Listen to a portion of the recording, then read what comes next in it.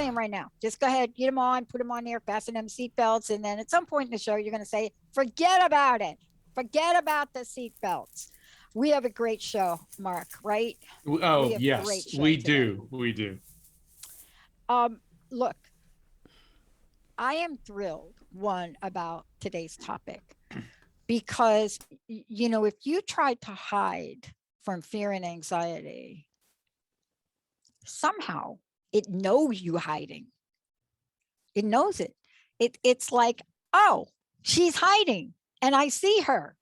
How do I handle the fear that comes with age and the anxiety it brings? How do I do that? Mark, we have a very, very special featured guest to help us answer that question, don't we? We do. Because we've been talking a lot in the past, well, basically since the inception of the show, but particularly in the last month, about fear. And you said fear knows. I mean, fear can smell fear. You said animals can smell fear. Fear can smell fear. And we're talking also tonight about coping with a lot of fears in life, many of which are very realistic. Yeah. Getting older, coping with disease, being abused. And, used to be when you thought of a grandmother, you got images of a woman sitting on a porch in a rocking chair, knitting a sweater. But our guest today may be a mother and a grandmother, but trust me, there are no rocking chairs, knitting, or sweaters in this interview tonight. We have the amazing Wendi Cooper. She is, by her own description, a self-taught writer, director, and producer, and she has won 17 Telly Awards for her work in TV commercials. And she started all of this in 1997 on a wing and a prayer. She started out with a $10,000 loan, a borrowed car, and a dream, and she launched the first full-service end-to-end direct consumer agency. And then as a pioneer in infomercials, Wendi not only guided her clients from concept to consumer, but helped launch some of the most well-recognized consumer products for major branches around the world and major brands around the world. And it's funny because Wendi rhymes with Fendi, and I know what that is because I've actually seen a few episodes of Sex and the City, but I digress. But Wendi is the host of several podcasts. She's a former HSN product expert, an ovarian cancer survivor, and October is Breast Cancer Awareness Month, and so bringing awareness to cancer is always extremely important. She also escaped horrible domestic violence in her 20s, but she has emerged as an advocate for combating ageism, and she loves sharing the voices of others and hopes to create a better world for generations to come. So it is my honor and privilege to introduce and welcome to the Psychic in the Dock, my friend, Wendi Cooper. Welcome aboard, Wendi. Yay. Yahoo, Thank Wendi. you. Thank you. That was really nice. Thank you, Mark. And nice to meet you, Dr. Pat. I'm super thrilled to be here. Super thrilled. So, I hope I can bring value to all of the listeners and get some questions of my own answered. Oh. We're gonna get that done. I want to ask you a question that came from a very awkward situation in my life. The show was never the Dr. Pat show that I did. It was called Crust Busting Your Way to an Awesome Life. I was a person that should have had it all, went back to school, had the credentials, and I was depressed beyond my years, beyond belief. And out of that, I dialed a wrong phone number. And that wrong phone number led me to buy my first hour of airtime in 2003, internet only. And everybody wanted to have me committed. They just thought, you've lost it now. But here's what I want to know from you, because this is the question that I've been asking people for 18 years. I love your story. And I know you didn't get here by the slide and glide of life. I would love to know. No, right? I'd love to know, look. What challenges, what obstacles, Wendi, did you have to overcome to bring you to this very moment today? And to add to that, what are the challenges that I'm overcoming today? Mark's going to help you with that. The story is a crazy one. It's about 5 different books. But what led me to, if I told the real story, which sometimes I am told I should tell the real story and not be afraid to tell the real story. But when I was in my 20s, I made a decision when I was leaving Butterfly Beach in Santa Barbara. I was 26 maybe. I was a big Frisbee player, and I owned this one beach in front of the Biltmore. And I would play Frisbee until 6, 7 o'clock at night during the summer. And at one point, the changing point in my life was walking up to my little Chevette, all greasy and sandy, and in my crocheted bikini, and saying to myself, do I go home or do I go to Joyce's? Do I go home? I can remember sitting at the steering wheel going, go right or go left, right? Oh. And I went right, which was wrong, which maybe was right, but at the time I had no idea how frickin' wrong that turn was. That led to meeting the father of my first son, Wyatt, who's now 40. That was the domestic abuse, the financial abuse, the horrific years that I spent running, captured by this person. Most people don't know this story, that swept me off my feet, and it was all smoke and mirrors, and I gave up everything. He had me literally sell my car so that we could collect the insurance, burn my car, burn it, so that we could get the insurance, because, his partners hadn't come through on the deal in Geneva, Switzerland yet. That was going to bring the millions of dollars through the wire transfer any day now. Well, that obviously never happened. He's dead now. He turned out to be wanted by the FBI. The name was not the real person who I had met and thought I married. I was a stepmother to a 12-year-old named Jimmy, who was not Jimmy at all. He was Brent. And then I had a child from this guy. Whoops. We actually became some of the largest landowners in Austin, Texas, prior to the real estate boom. I had to plan my escape because he was a drug addict, and he had to plan his escape because he became so successful under an alias, and such a huge landowner in Austin, Texas, under an alias. No one knows this story, that we had to plan our escape in the middle of the night and it's crazy. Change our names, go to the dead headstone, get the name of the next, who we would be. I then had to plan an escape from that man who beat me every single day.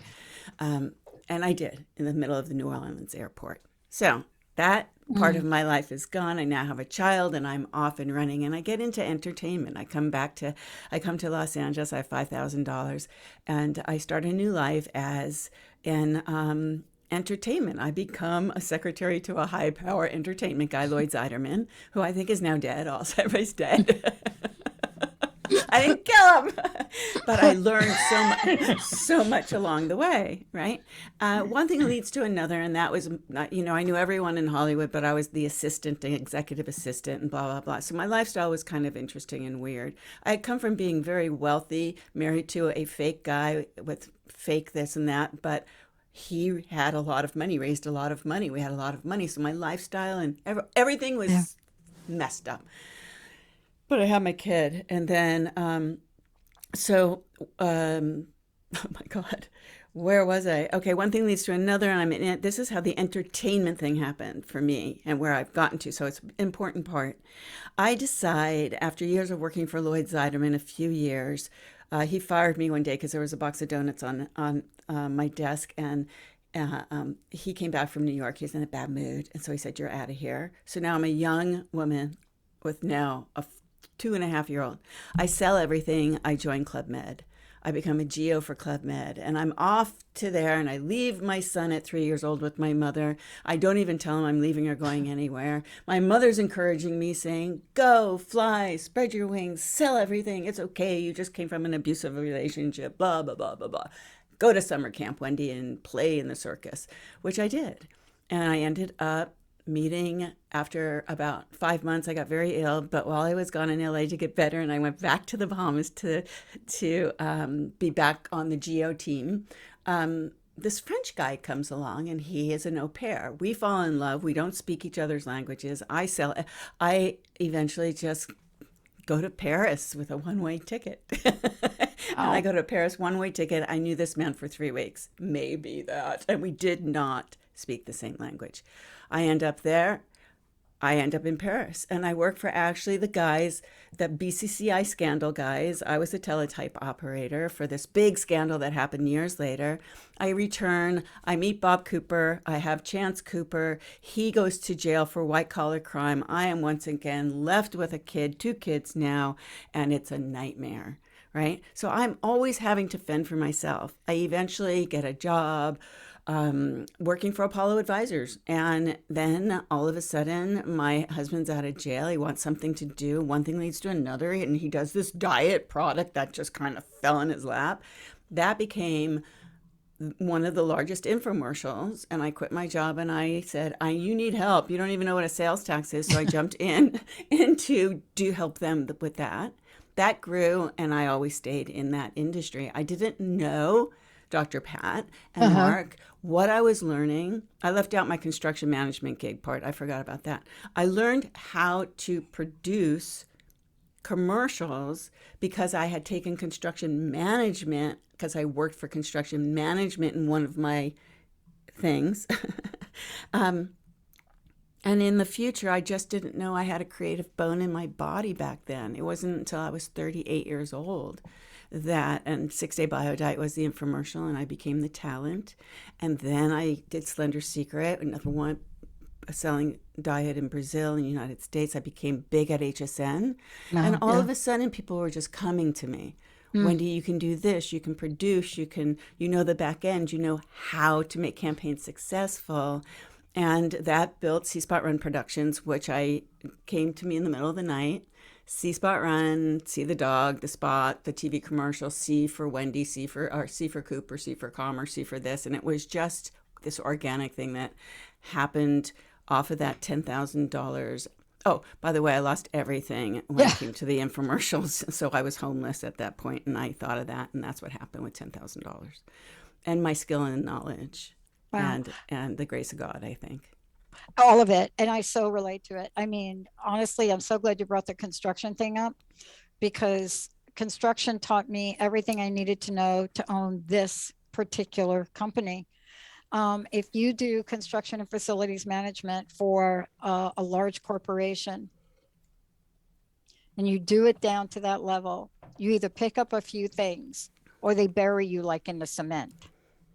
I loved that job. I loved that job. I did too. I loved that job. I did too. Wow, Wendy. It was TI, tenant improvement, and I went in there as just a secretary, and I loved that job. Yeah. I loved it. And I later realized that skill set is what made me a great producer.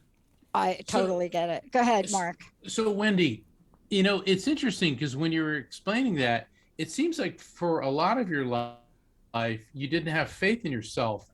But underneath that layer, you did, because, people just don't jump into the deep end of the pool, not sure if they know how to swim, and then make that into a successful business. So how did you reconcile the self-doubt with the, I think I can? Survival.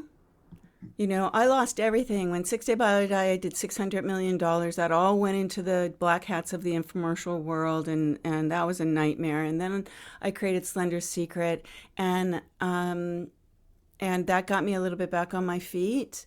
But I didn't know what I knew. I just was doing it because I am like that. I'm a high school graduate, other than the project management school I went to for construction management in my 30s, but I never had an algebra class. Yeah. I never had sociology or statistics or geometry. So I was, and I'm one of 6 kids. So to this day, I can run a mean metrics. I can't really explain it to you in the terms you need it explained to you in, but I can run the crap out of it, and I know what I'm talking about, but I really stumble in my confidence. Now, let me say that if I'm speaking in front of 300 people, I am so much more confident because I'm speaking about what I know, right? But take me off the stage and put me in a networking event where I have to do that one-on-one weird thing. Oh my You God. know, no, I'm not going to do that. Oh, But no. I'll be one person up on a stage talking to 300 people. I get so much blowback every time I go to a networking event because I'm sitting there and everybody like, okay, like she's going to talk in the whole table. I say nothing. I am such an introvert that Myers-Briggs made me take that test 4 times. And, you know, and what's interesting, what I love about what you're saying is I talk about my 2 moms. My mom committed suicide, my birth mom, and I talk about my second mom. And people ask me, like, we don't get you. Like suicide, homeless at 17, arrested at 19 for something you didn't do, clerk at the phone company. We don't get you. I said, you don't need to get me. You just need to be around my stepmom because you'll learn a lesson of perseverance that you can't read in any book.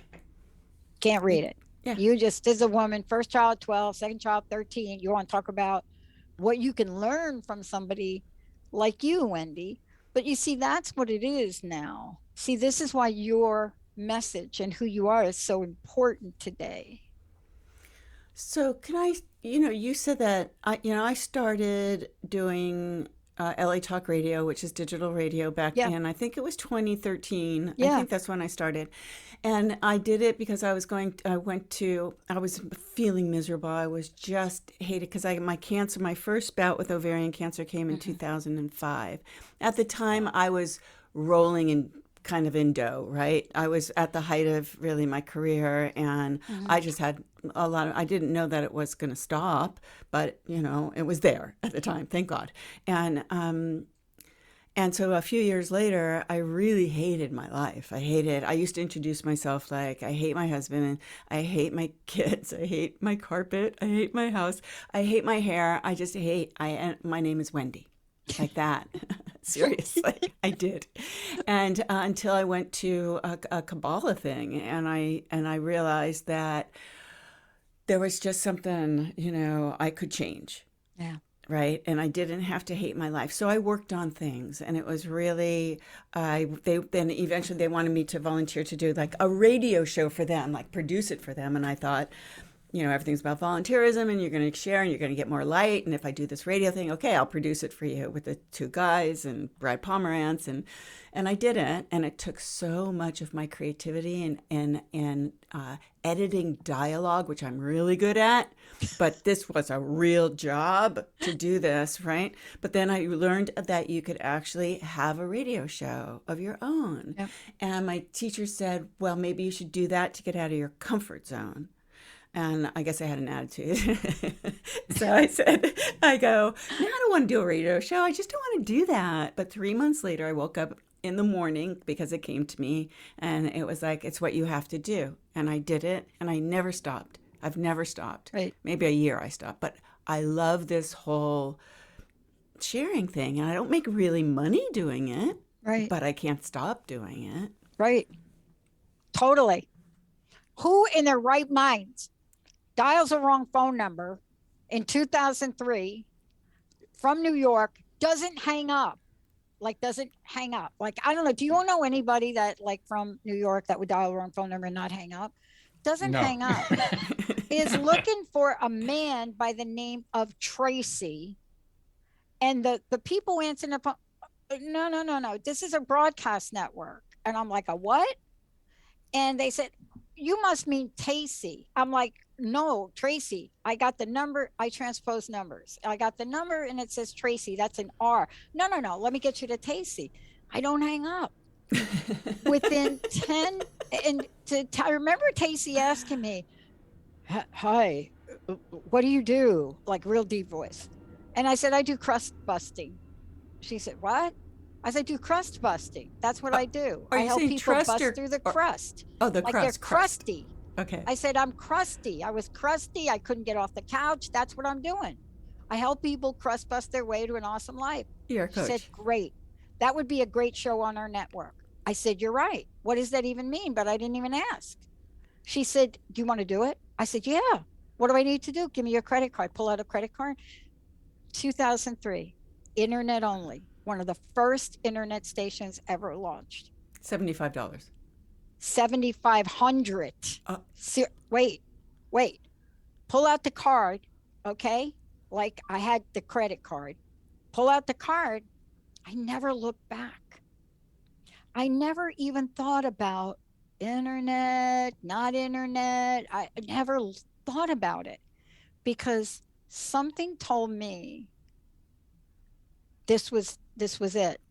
3 months later, station in Seattle, which I'm still on now, AM FM, heard about crust busting. It's funny. You're not going to believe it. 5 days a week, we're open. Pull out a credit card. The minute I got behind a mic is what you just described. Mm-hmm. Mm-hmm. Mm-hmm. Was people paying me? No. I didn't know anything about any of Mm-hmm. this. It was like coming home. Mm-hmm. Mm-hmm. See, that's why you have to share your story. Yeah. Because everybody is going to get an opportunity in life to feel that. You know, I have so many stories to share so let's fast forward to today and, you know, the ageism thing, if we can talk just a little bit about that. So at one point I had stopped doing I was doing a show at UBN in Hollywood and at the studio where Mark came a few times, and Right. and that was a lot of fun because we were right there in Hollywood, and sometimes after the show, you know, let's go have dinner, let's go do this or whatever. And so that turned into kind of a night out as opposed to a show, right? Because it was like, okay, we have a purpose for being here. We're not sure what it is anymore, but we're here. And I had millennial co-hosts and things, and they were wearing on me a little bit. And so I said, let's take a sabbatical. And I had gotten this job at a visual effects house. Somebody gave me this job for a lot of money in 2018. But I hated the job. I sold my soul for money, drove to Burbank every day. And on my way to Burbank one day, I heard, embrace your age and share your wisdom. Yeah. Embrace your age, as I was going around the curve on the 5. And I went, okay, that's it. That's it. And then I heard remarkable people over 50. And I started to interview remarkable people over 50. Mm-hmm. And I started to learn that what I was feeling, I think I was 62 or 63 years old. I'm 66 now. What I was feeling was not this angst that was personal, but it's an angst that everyone starts to feel when they get to be a certain age. And I was starting to hear this from everyone, whether they were a celebrity, an author, a TV host, whoever I was interviewing. It was like the same thing. They had these same feelings. They were dealing with the same crap, which basically boils down to ageism, right? They were dealing with the fact that, oh, I was always a host on TV and now I can't get a gig. Oh, I was always a rock star. No, I can't get heard or seen. Age was becoming, and then creative directors and stuff. And I'm thinking, oh my goodness, look at this. Especially in the creative space, age becomes such a thing that the millennials and that are running the world, there's this big separation happening, and this thing called ageism is coming in that is creating a really bad vibe. And we need to come together on this because we're only going to live longer. And we need to have a good vibration between all of us, and it's just tearing people apart. And people over 50, 60, they're young, they're living longer. 60 is a new 40 for a freaking reason. You know what I'm saying? Not because we made that up. It's because we are chronologically or physically 40 years old. Well, right? it's from what I have seen, what I experience. It's difficult getting older and in the workplace. Right. And it's ridiculous because people have years of experience. And, Wendy, you're in LA, the Hollywood, Beverly Hills, Burbank area. And I think it's difficult everywhere for women, but it seems like in LA, it's magnified, because it's LA. You know what I'm saying? I think it's just magnified actually everywhere. It's crazy in the United States, but I think more in metropolitan areas, yes, you're right. There's a lot more ageism that's happening because there's more professional Mm-hmm. women, and those professional women get older, and those Mm-hmm. professional women are expected, or everybody's expected to retire at 65. Why would you retire at 65? If you're living 20 years longer, why wouldn't you retire at 85? You You know, know? speaking of LA, when I was in LA, I think it was I think it's the Laugh Factory, Hmm. and there was a comedian, and he said the only thing that people in their 20s are really good at is looking better than people in their 30s, 40s, and 50s. So shut up. Well, I want to chime in here for a minute because I got to tell you how blessed I am. We have a population of people that work here, and and I want to just say this because this is how blessed I am. They ages like 21-ish or Hmm. something to 72-ish. Now I got to say something. Once upon a time, I had a view of millennials, and then I met Jessica. And Jessica started 10 years ago, and her soul is so by far amazingly wise. And I'm not saying this is everybody. She started as an intern here, and she has built this company. When I go off to my own next year, when I go off to my own private brand and I'm back out there again, she will run this company. Why? I'm blessed with somebody like her. But I'll tell you something that I learned. Ageism, it hits you when you're older and it hits you when you're When you're younger. younger. I Hmm. would I take her agree. to events with me, Wendy, I agree. and she'd be right next to me. She'd be running remote shows with Heather, and she would be helping orchestrate the Hmm. stage. And people took one look at Jessica, and I would put her on a phone to talk to a client or something. And they look at Jessica like, who are you? And I I had a remember Jessica, and she was exactly. a Jessica. Exactly. And I remember getting hit with that. And you know how that hurts our heart when we get hit with ageism? Hmm. But it hit me so hard. And I just looked at the person and I said, and I can tell you who the man is, but he was a longtime host with us. And I said, she's our expert. Everything that you're going to do right today, you're going to look at her and thank her later. I'm going to make sure you do. You're going to walk up to that stage. The microphone's going to be working perfectly. You're going to be able to move around. She's going to make sure she records it properly. And then you're going to come off stage. You're going to thank her. And then later on, when it's all edited and your video footage, which really isn't looking very good because your colors don't really work today, you're going to come back and thank us because Jessica's going to take that reel and she's going to edit it. She's going to make you look so good. Every part of what you didn't do right today is going to look It perfect. sounds just like my Jessica. That is so That's who weird. Jessica is. Yeah. Yesterday, before we break, I want to end with this. Yesterday, we had a situation. Jessica stood up in front of two members, and I heard her talk about me in a way I've never heard in my life. Talk about respect in this organization. And we don't like the same music. She's from Montana. But I'll tell you something.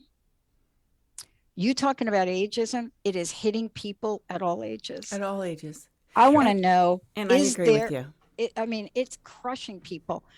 Right now, you would probably have more clients that are in their 20s than you can imagine because they don't know what to do. But when we Well, come back, yes, please. this thing about getting old, this thing, like I've had more talks with my friend Dee Wallace about this thing, this age thing. This ain't no joke, people. This is for real. This is the thing that's going on. And if you're an organization that is in the place where you're looking at Wendy or you're looking at me, and I don't know if you're looking at Mark yet, but if you're looking at us and you're going to hire somebody and you're thinking, I wonder how old they are, you're asking the wrong question. When we come back, you should be asking, how knowledgeable are they? How experienced? How much potential do they have? How much of Wendy Cooper is inside of them? When we come back, how do you battle this? How do you battle it? And then how do you become a battler and a warrior like Wendi Cooper? We'll be right back.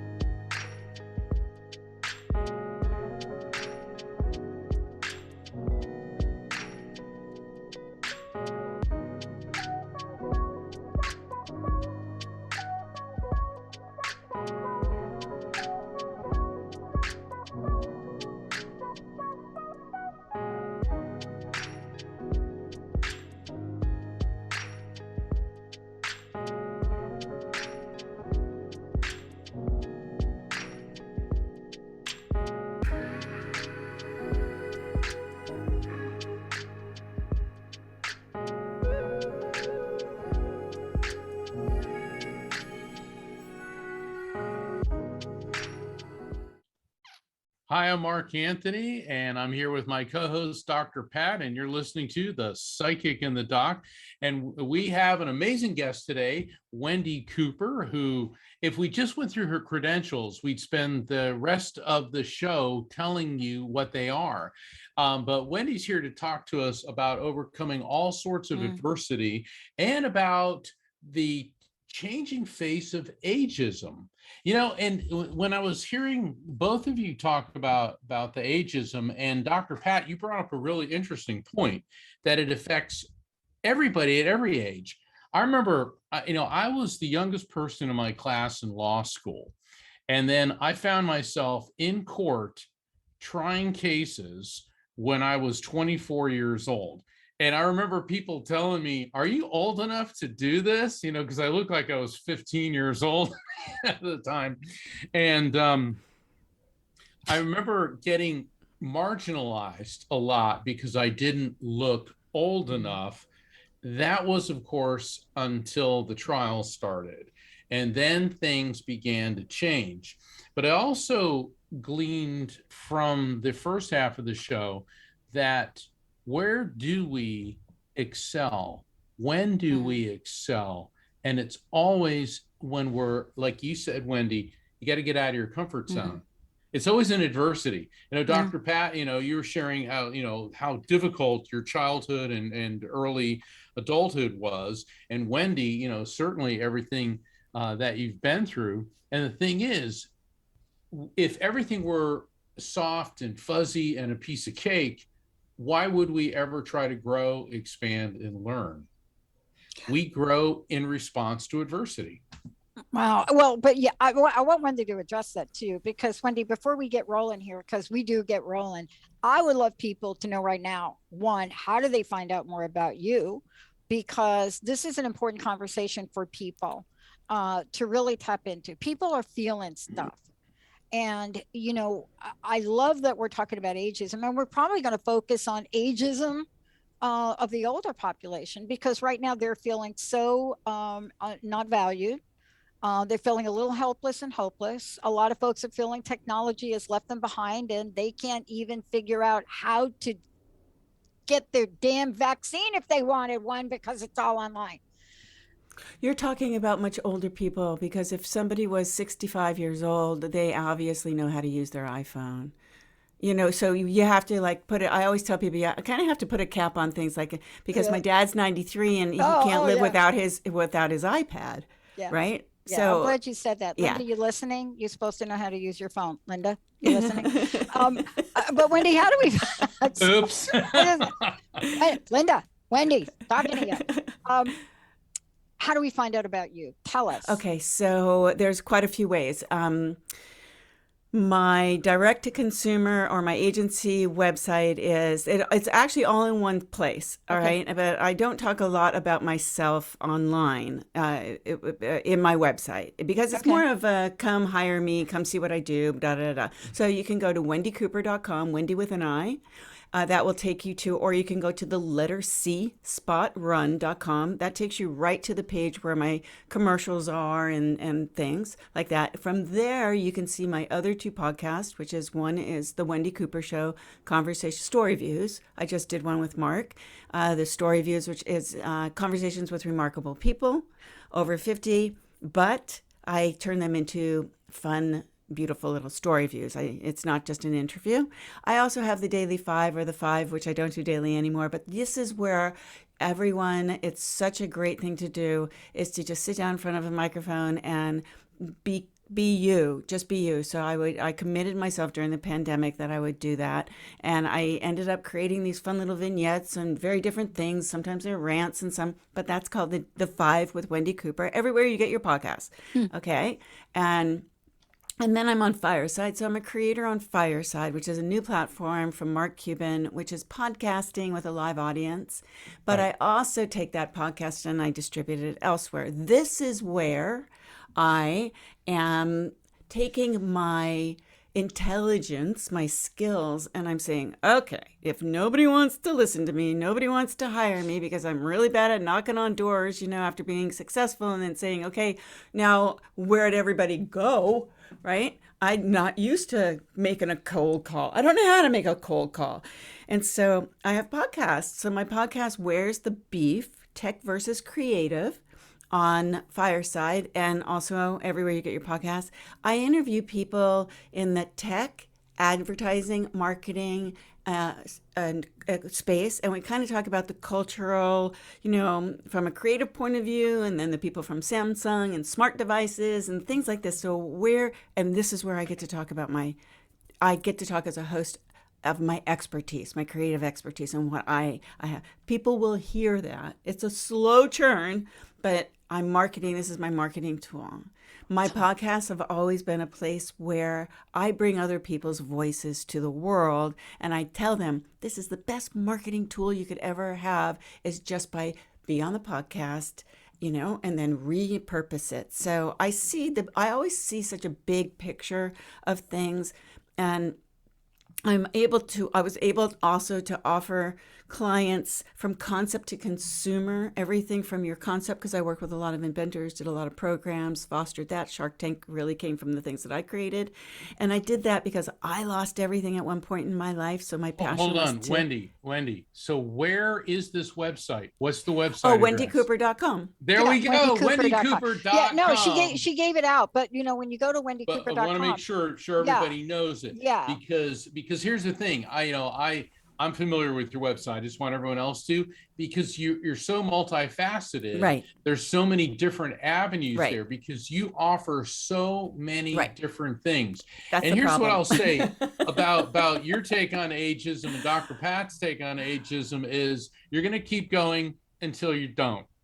You know what I mean? And it's funny because in the work that I do, particularly with the International Association of Near Death Studies, a lot of the founders of IANDS are now in their mid to late 80s, and they're still writing books. They're still lecturing. They're still going.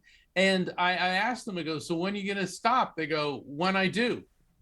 And it's like, what an inspiration, and it's funny because they look at me as the kid, and it feels good because I'm the kid again. I was the youngest person graduated law school, the youngest person in the prosecutor's office, the youngest attorney in all the law firms that I started and founded.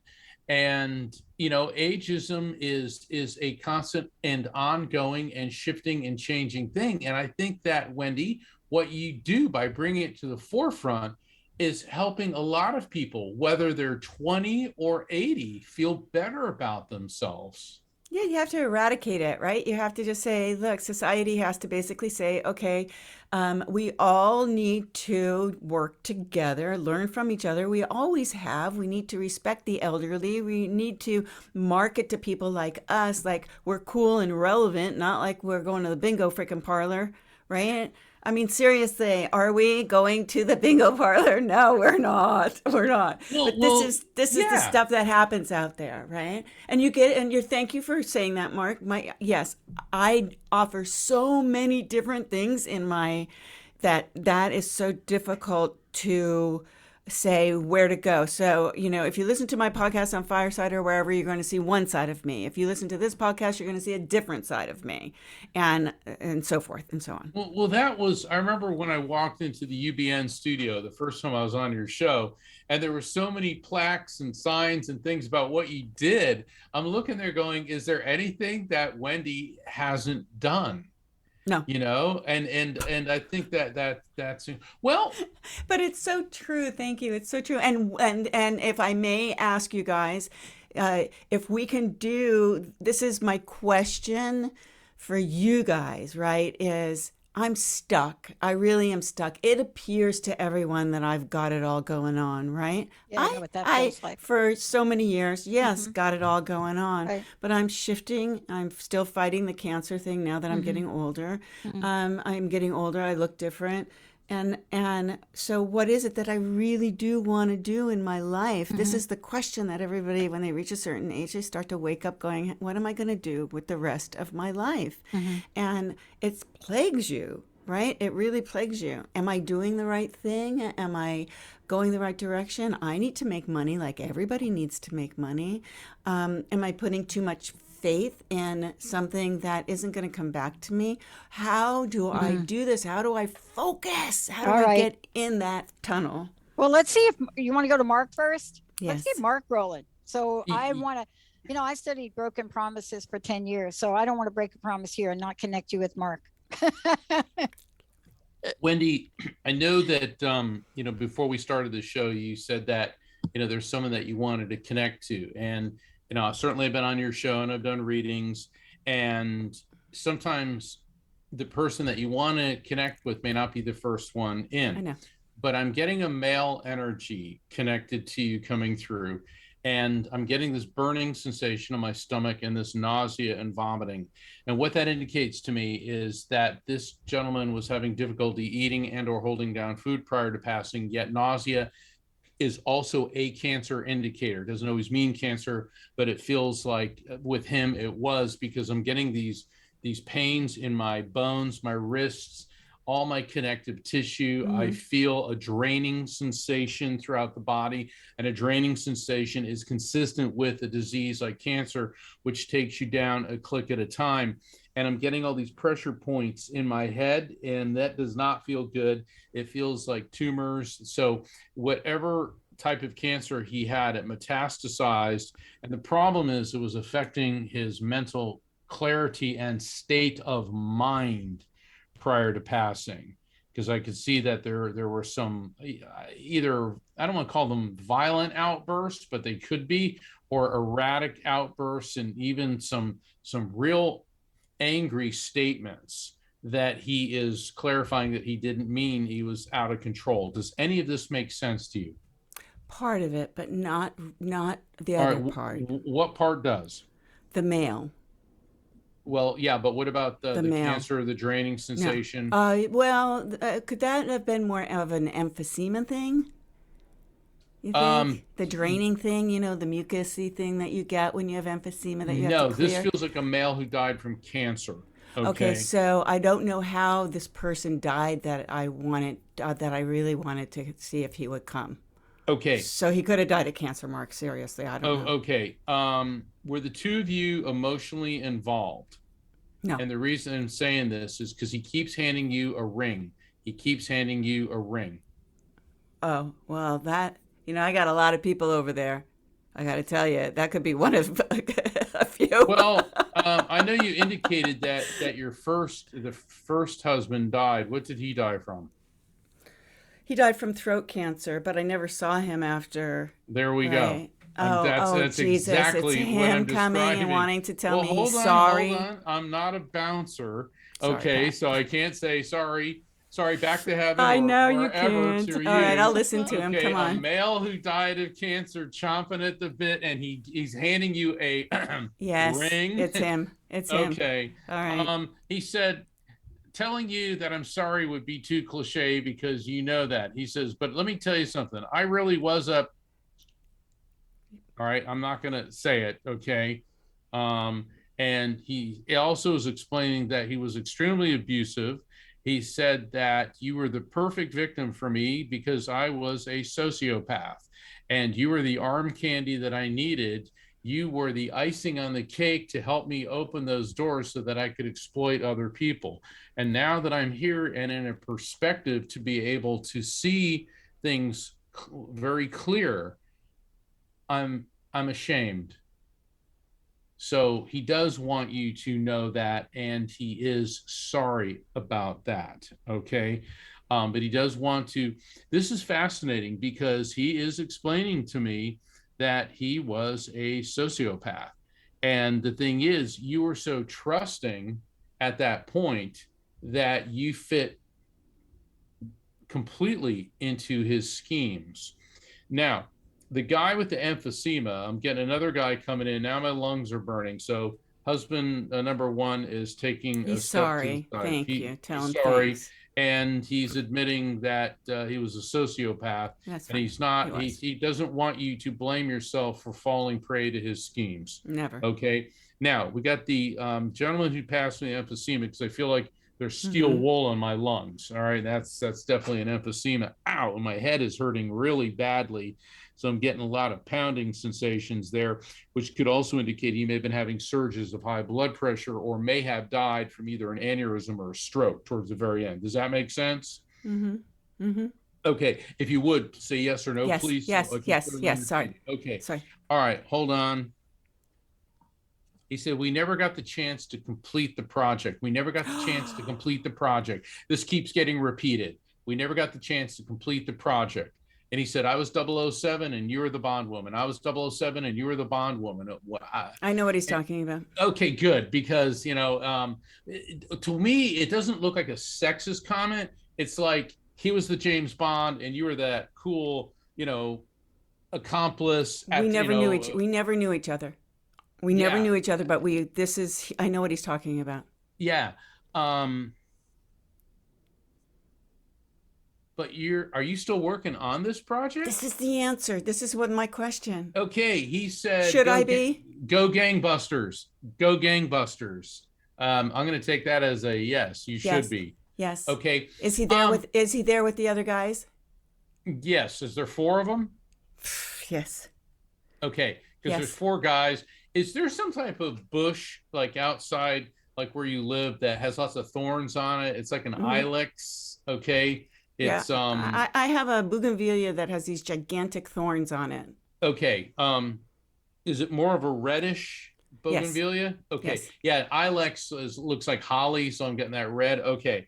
That's the verifiable fact following a message. When spirits give me a message, or you understand that. Okay. I get it. Interesting. The reason he's bringing up this thorny flowering bush, he said, think of this like the project. When you go to approach it, you see the alluring flowers, but then you want to back away because of the thorns. He said, but I know you, Wendy, you'll be able to negotiate your way around the thorns to get the flower. So what I feel in my gut is it is he says go, and the other guys say go too. The Oh, other guys yeah. are there saying do it, right? If you Yeah. only knew who those other guys were, you would die. You would literally freak out. I know who they are. I'll tell you after. But awesome, because that's like that has to do with something that I want to pursue and do, and it would really take a lot of dedication to do that. And I and I feel in my heart it's what I want to do for the rest of my life is work on this project, right? Because it's so important to so many different. Is there anything connected with you, a project you're working on now or this that has to do with biotech? Because he's talking about biotech. Now, this may not be the project you're working on, but what I like about this is he said that he's telling me that you're going to have all the time you need to complete this. And he's also telling me that you're obviously, I know that you're very health conscious, but he said that your diet will be key to your Staying health alive to success, get it staying done. alive, to getting, yeah, Mm-hmm. yeah. Mm-hmm. Mm-hmm. That's one of the other questions. But I like it when they answer the question before you ask it. yeah, yeah. I always get the biggest kick out of that when spirits do that, but they know that that's, and here's the thing. And Dr. Pat and I are very careful about that on this show about diagnosing and prescribing. Yep. So run this through your healthcare provider. Disclaimer, disclaimer. It seems that beans, B-E-A-N-S, beans are going to be an essential part of your diet. I'm getting lentils and I'm getting these white beans like garbanzo beans Mm-hmm. and like Great Cannellini. Northern beans, Mm-hmm. cannellini, Cannellini. exactly. Mm-hmm. And what is those? Yeah, the white bean. Mm-hmm. Navy beans, Yeah. navy beans. Yeah. Okay. And yeah, I know beans are good and all that, My but husband has tons of beans in the cupboard. All those beans. oh, Yeah, they're in the verifiable fact, cupboard. following a message. Mm-hmm. So Right. Wendy, be true to yourself, be true to your health, Mhm. stick to your guns, and they say go gangbusters. And the number five, number five, number five, number five. Okay. That keeps getting repeated to the number five. Now that could be the fifth month, which is May. That could be the fifth number of any month, but number five, number five, number five, number five. And those four of them could be 20 as well. So there's the number five and the number 20 may be of significance. Go right ahead. Cotton. In what? Oh, I don't understand what way. Go Yeah, ahead. I get it. Cotton Okay, is good. there's 20 of them. And There's guess 20 what's there's thorny? right, there's 20 of them that are cotton. He's telling me it's true. There's 20 that are cotton, I believe. Okay, so you understand Something like how that. cotton is picked. Well, my is there stepmom's from thorns the on deep cotton? south. If you ever know anybody that picks cotton in them cotton fields, take They a look have at their thorns? hands. Okay, that's the message. Mark? That's true. That's key. There you go, Dr. Pat. See, that's why I love working with Dr. Pat. Wow. See, because I don't always understand everything that comes through because I'm just the conduit. And what I like about, and this is the strength of this show, is Dr. Pat is an objective professional observer, and she's really great at putting these metaphors together. Go ahead, Dr. Pat. You're on. And that's really what I was going to say. And I know we only have a few minutes left. So I want to say two things for everybody listening. Please connect with Wendy. And if you go to Wendi Cooper, and it is WENDI Cooper.com, you're going to go over there. There's a lot of things, but I really highly encourage you to listen to her show. Thank you. One of the things I love about being, in the business I'm in is that we like to share things. Please listen to the podcast. Please connect with Wendy. And so what I want to say is, as you were talking about this, is that there are two metaphors with cotton. And when you said cotton, I thought about cotton. And there are two things to think about. You got a message. Something you're going to do has to do with cotton. Cotton picking is one of the hardest things that I've ever done in my life. But there's something else to be mindful of with the metaphor of thorns. And I just want to leave you with this. You and I probably could be sisters to another mother or brother in some of their life. And for most of my life, I thought I could do everything alone. This is not an alone journey. Don't know a lot about the project, but I'll leave you with this. It's not another Find your journey. allies. Mm-hmm. Find your allies. Mm-hmm. Find the people around you Mm-hmm. that want to be around you because they love you. And maybe they'll make some money along the way, but they love you and they will go to any length to see this through. Okay. Don't do the heavy lifting. No, I wouldn't be. Yeah. This would be a project where I would be, not doing that. I love it. Now you Yeah. got to come back and tell us, like when you get it all lined up, you got to make an announcement here. Well, it will be the movie of the century, and it will change the world. It will That, change. It will change the art world forever. my gosh, somehow I knew that. Mm-hmm. It will. Wendy, thank you so much for You're today. I welcome. can't. Thank you. First of all, I want to thank you for taking on a topic of ageism that people are just not willing to take out vocally and not loud enoughly. Yeah. And so I want to thank you for doing that. Thank you. Mark. Thank you, Mark. Yep. Wendy, last It's my question. I know pleasure. we got a minute. I'd love to know your personal message. I would love to know what you want to leave us with today. I think that everybody just needs to wake up and celebrate every day because that's all we have. Period. That's all I have to say. Perfect. We got Beautiful. nothing else. Yeah. And I want to say, just play ping pong. That's what I do. There you go. I love playing ping pong. Wendi Cooper, everybody. I'm Dr. Pat. Mark Anthony. Wait for it. Wait for it. Ta-da! I'm listening to that right now. Aren't you glad he did it in his voice, though, Wendy? Yes. Aren't you glad he did the book in it? Yes. Yeah. I like your little impersonations of people too. All right. We got to roll, everybody. Thank you so Sorry. much. I'm Dr. Pat. Tune in. Transformation Talk Radio. Mark Anthony. Of course, afterlifefrequency.com. And all of you, Jessica, all of you rock. We'll see you next time. Thank you.